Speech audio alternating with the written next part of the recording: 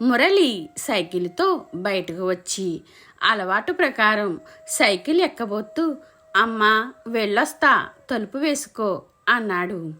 తల్లి సత్యవతి లోపల నుండి వచ్చి, నా మాటకి సమాధానం చెప్పవేరా, ఇంకా ఎన్నాళ్ళురా ఈ వంట ఇంటి జీవితం? నువ్వు ఊ అంటే నేను గుళ్ళో చూసిన పిల్ల తాలూకు పెద్దలతో మాట్లాడతాను, పిల్ల లక్షణంగా ఉంది అంది. అమ్మా, మళ్ళీ మొదలుపెట్టావు నీ సతాయింపు. నేను నాకు నచ్చిన అమ్మాయిని చేసుకుంటాను, మనకన్నా తక్కువ కులం అయినా సరే అంటూ సైకిల్ ఎక్కాడు.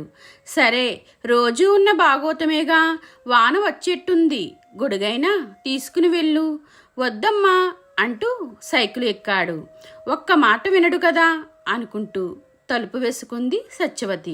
1/2 మైలు దూరం వెళ్ళాడో లేదో వర్షం మొదలైంది. దారిలో ఒక ఇంటి ముందు సైకిల్ ఆపి ఆ ఇంటి గుమ్మం ముందుకు వెళ్ళాడు. ఈ ఇంటి తలుపులు తెరుచుకున్నాయి. ఓ నడివయసు స్త్రీ వచ్చి, అయ్యయ్యో తడిసిపోతున్నావు, లోపలికి రా బాబు అంది. ఇల్లు పెద్దది అవడంతో మురళి లోపలికి వెళ్ళాడు. అమ్మా సరళ, దండం మీద తువాలు తీసుకురా అంది ఆమె. 18 ఏళ్ల సరళ తుండు తెచ్చి తల్లికి ఇచ్చి లోపలికి వెళ్ళిపోయింది. మెరుపు మెరిసినట్టుంది మురళి గుండెల్లో. సరళను చూశాక, తుడుచుకో నాయనా, ఎవరబ్బాయి బాబు అంది ఆమె.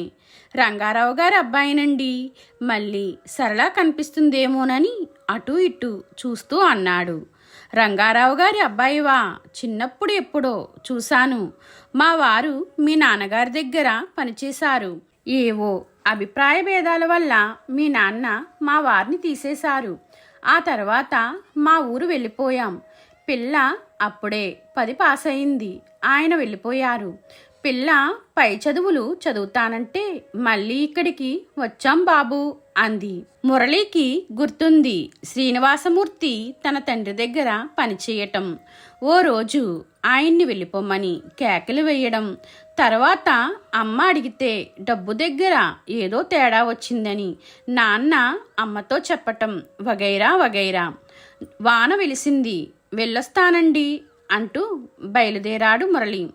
పెళ్లి చేసుకుంటే ఆ అమ్మాయిని చేసుకోవాలని నిర్ణయానికి వచ్చాడు మురళి.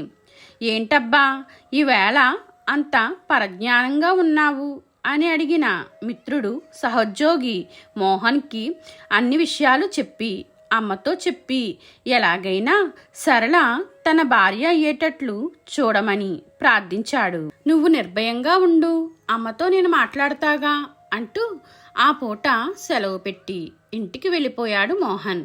సాయంకాలం ఆఫీస్ అయిన తర్వాత ఓ బుట్టెడు పూలు కొని మురళి మళ్ళీ శ్రీనివాసమూర్తి గారి ఇంటి మీదుగా వస్తుంటే సరళ గుమ్మంలో తన కోసమే అన్నట్టు ఎదురు చూస్తూ ఉంది. సైకిల్ మీద నుంచే బుట్ట అందించాడు. థ్యాంక్స్ అంటూ చిరునవ్వు అందుకుని, కాఫీ తాగి వెళ్ళరు అంది సరళ.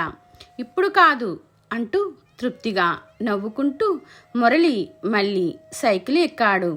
ఇంటి ముందు సైకిల్ దిగగానే మోహన్ తన తల్లితో, వచ్చాడు పిన్ని, 4 దులిపేయ్, ప్రేమట ప్రేమ అన్నాడు. ఒరే గాడిదా, రాయబారానికి పంపితే రభస చేశావురా అని మోహన్ని తిడుతుండగా తల్లి వచ్చి, మురళి అంటూ ఏమో చెప్పబోయింది. అమ్మా, నువ్వు చెప్పబోయేది నాకు తెలుసు. నేను చేసుకుంటే ఆ అమ్మాయిని చేసుకుంటా, లేకపోతే నీకు కొడుకే పుట్టలేదనుకో అంటూ సైకిల్పై విసురుగా వెళ్ళబోతూ, ఆగరా బుడుద్దాయి, అన్నిటికీ నీకు తొందరే అంటూ మోహన్ తల్లి వంక చూసి నవ్వాడు. ఆమె కూడా నవ్వుతూ, మురళి, నేను గుళ్ళో చూసింది, నిన్ను చేసుకోమంటుంది ఆ అమ్మాయినేరా. మోహన్ చెప్పగానే వాళ్ళింటికి వెళ్ళాం. మీ నాన్న వల్ల వాళ్ళకి జరిగిన అన్యాయానికి ఇలాగైనా న్యాయం చేయాలని నిర్ణయించాను. అన్నీ మాట్లాడాము, ఇక ముహూర్తాలు పెట్టుకోవడమే ఆలస్యం అంది. అప్పుడు అర్థమైంది మురళికి సరళ తన కోసం వీధిలో ఎందుకు నిలబడిందో. తను పూలు ఇవ్వగానే కనీసం మొహమాట పడకుండా ఎందుకు తీసుకుందో. సారీ బ్రదర్, అపార్థం చేసుకున్నాను అంటూ మోహన్కి సారీ చెప్పి సైకిల్ ఎక్కాడు. ఒరేయ్, కాఫీ తాగి వెళ్ళరా అని తల్లి పిలుస్తుంటే సరళ కాఫీకి రమ్మంది అని వేగంగా ముందుకు వెళ్ళాడు. పిచ్చి నాన్న అనుకుంది తృప్తిగా సత్యవతి. మీకు ఈ వీడియో నచ్చితే లైక్ చేయండి, షేర్ చేయండి, కామెంట్ చేయండి, నా ఛానల్ని సబ్స్క్రైబ్ చేసుకోండి.